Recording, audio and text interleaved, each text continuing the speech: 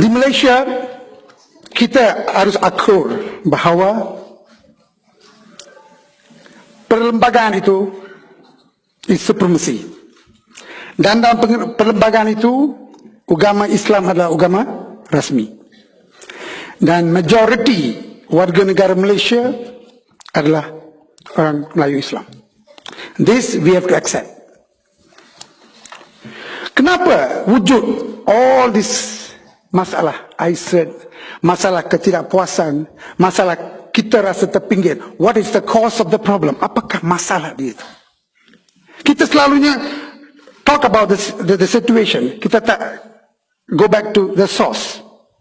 Saya sebagai seorang bukan Islam, saya nampak walaupun Islam itu agama persekutuan dan 63% orang Melayu Islam, Islam tidak letak di depan. That is the issue. Nothing else. Sebab dalam usaha kita mencegah yang saksama ini, kita benarkan ego untuk menentukan semuanya. Bila kita sembah, bila kita katakan pasal agama, agama harus menyembah Tuhan, bukan menyembah ego. Agama itu satu yang pendamai, not satu yang memecah belahkan. Dalam konteks Malaysia, agama Islam wajib dan harus memimpin. Sebab Islam akan membawa keadilan yang saksama mengikut apa kehendak manusia. Itu penting. Ini yang saya selalu wawarkan. Pendekatan kita harus selaraskan dengan kebajikan untuk semua. Kita adalah ciptaan yang Maha Esa. Bagi orang Islam, kita tengok hari ini, ISID mengancam kedaulatan raja-raja, agama mereka dan perlembagaan. Tapi bila kita tengok orang bukan Islam pula, ia memberi mereka keyakinan bahawa mereka akan dilindungi oleh undang-undang daripada dieksploitasikan. Itu situasi sekarang. Di mana kita nak? Where do you want to put the balance? Ringkasnya, kita semua mahu diterima dan dihormati sebagai seorang Islam dan seorang bukan Islam dengan memastikan hak individu untuk hidup harmoni dan makmur terjamin. Itu saja. The one and only factor yang boleh memberikan kita itu adalah Islam, nothing else. Sebab pimpinan kita adalah Islam. Where are we going from there? That's our problem. ISID wujud kenapa? ISID is irrelevant. Tak perlu nampak pun. I don't know what ISID is all about. Yang saya nampak Islam. Sebab Islam adalah penyelesaian untuk segalanya di Malaysia. So, mana kita nak pergi lepas ni? Kalau you katakan tolak ISID, orang Muslim kononnya marah. Kalau letakkan ISID, orang Muslim marah. So, where is the balance? Mana kita nak pergi cari ini? Adakah kita perlu fikir? Kita tolak memang tolak, but what is digantinya? So, janganlah kita nak duduk ditakdirkan untuk terus menabur kebencian dan hidup sebagai singgih akhir zaman macam ini. Seperti yang katakan tadi, Malaysia sebuah negara di mana Islam adalah agama persekutuan dan majoriti daripada rakyat adalah Melayu Islam, mesti diterima dan dihormati oleh semua. Hak-hak bukan Melayu dan bukan Islam serta agama mereka juga harus hormati dan diterima oleh orang Melayu Islam sendiri. That's a fact. Bagaimana? Bagaimana? Islam, agama yang berdasarkan kepada rahmat untuk semua, rahmatan lil alamin, harus ditunjukkan sebagai suatu yang tidak harus ditunjukkan sebagai sesuatu yang bercanggah dengan pendamaian. Setiap agama mempunyai pendekatan dan peranan yang berbeza dalam mentamadunkan manusia. Religion is a civilizing force, never a conflicting one. Oleh kerana kita percaya sebagai bukan Islam, Islam adalah agama persekutuan dan agama majoriti warga negara, ia wajib memimpin dan menjaga orang Islam dan bukan Islam dalam menanamkan benih keharmonian dan kesejahteraan berteraskan kepada keadilan yang diserami dengan kasih dan sayang. Itu saja. The key word is kasih dan sayang. Bagaimana keadilan akan termaktub seperti yang kita katakan tadi, keadilan pada tempatnya akan wujud bila kita ada kasih dan sayang.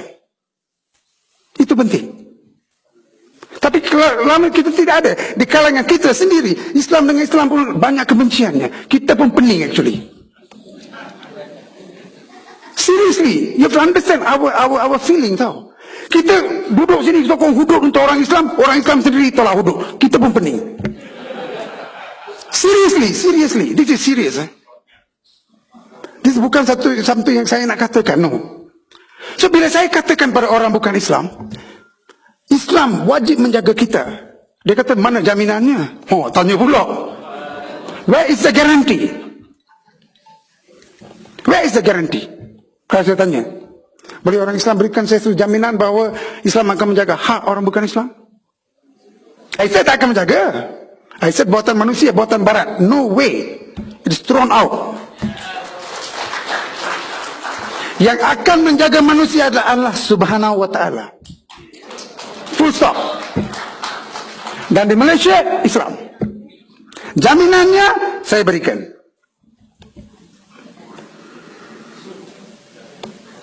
Ada 3 surah dalam Quran yang saya selalu menonjolkan. Menjamin semua rakyat tanpa mengira kaum atau kepercayaan mereka, keadilan melalui kesamaan, politik tanpa perkauman, dan hak untuk mengamalkan agama dan budaya mereka masing-masing tanpa sebarang gangguan. Ini dia jaminan daripada Al-Quran untuk menjaga hak orang bukan Islam. Orang Islam dah jaga, dah tak ada masalah dah sana. Orang bukan Islam ragu, Islamfobia dia itu. Surah Al-Maidah ayat 8. Ini is my favorite surah. Surah yang menunjukkan keadilan dan kesamaan berdasarkan kepada kasih dan sayang. Wahai orang yang beriman, hendaklah kamu sentiasa menjadi orang yang menegakkan keadilan dan menerangkan kebenaran demi Allah. Jangan sekali-sekali kebencian kamu terhadap sesuatu kaum itu mendorong kamu melakukan ketidakadilan. What a beautiful sentence. Never allow your hatred for another race deny him justice. Apa kita nak lagi? You tell me. Hendaklah kamu laku adil kepada sesiapa jua. Kerana sikap adil itu sehampir dengan takwa. Bertakwalah kamu kepada Allah.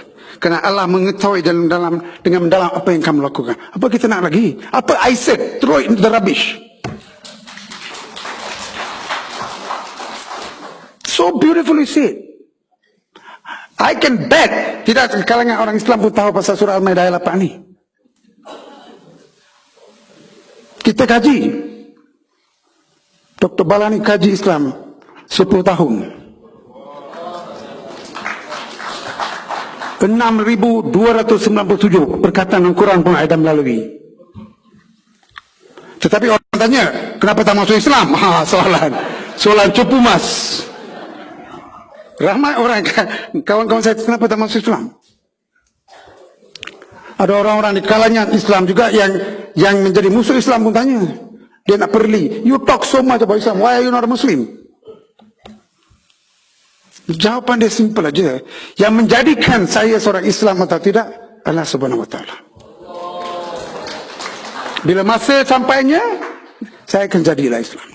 Tetapi jiwa saya Islam. Saya menghayati, saya bangga sebagai seorang bukan Islam yang menghayati dan menghormati Islam daripada kebanyakan munafik-munafik yang ada sekarang.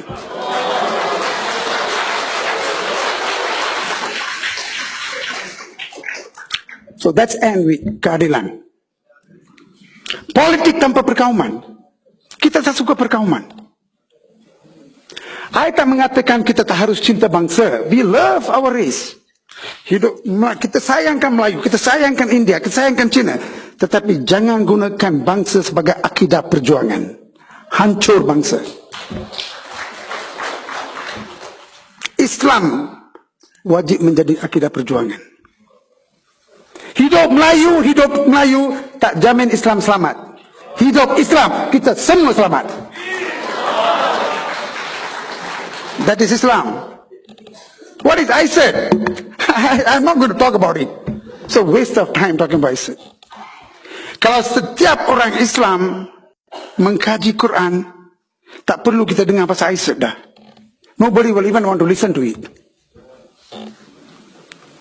Politik tanpa keamanan, mana jaminan dalam Quran? Ayat Hujarat, surah Hujarat ayat 13. Kenal? These are all beautiful verses of the Quran, yang memberi jaminan kepada hak bukan hak mereka. Wahai manusia, dia tak cakap wahai orang Melayu, wahai orang Cina, wahai India, tak ada. Wahai manusia, all people, sesungguhnya kami telah menciptakan kamu, lelaki dan perempuan, dan menjadikan kamu kaum dalam suku supaya kamu kenal mengenali dan bantu-membantu satu sama lain. Itu saja. We are created to know and to love each other. Itu saja. Bukan menuduh you are a Indian, I am a Malay, you are a Chinese, I am a Indian. Dalam erti kata sebenar Islam, tak ada I dan you. We make these nations. Sebab sesungguhnya yang paling mulia di antara kamu di sisi Allah adalah orang yang paling takwa. Dan bertakwalah kamu kepada Allah. So beautiful. What are you talking about politics? Perkauman.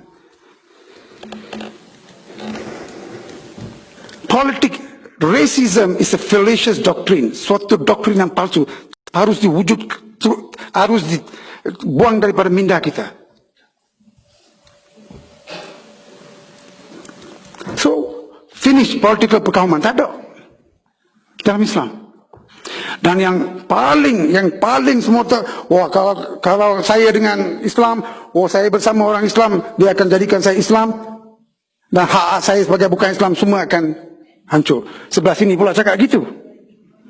Sebelah Islam dia cakap lain, dia cakap terbalik. So where do we go from here? Apa jaminan, again, Quran, supaya hak orang bukan Islam dijaga? Everything come back to this problem. So itu dia juga Aisyah. Ayat Kafirun, surah Kafirun ayat 109, ingat? Ramai orang ingat, tapi langsung tak tahu apa benda tu actually. Katakanlah, wahai orang kafir. Kafir ini dijadikan di Malaysia sebagai satu yang dihina. Orang kafir muka dia pun, orang kafir muka dia pun satu macam, orang tengok pun lari. Kafir is just disbelievers, yang percaya dan yang tak percaya saja. There is no issue in that. Yang lebih teruk daripada kafir adalah musuh Islam dalam Islam sendiri. Ayo, give me 2 minutes.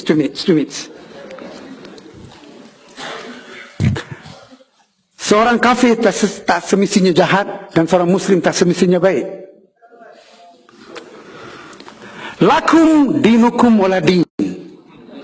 Agamamu untukmu, agamaku untukku. Satu masalah hak-hak untuk kita.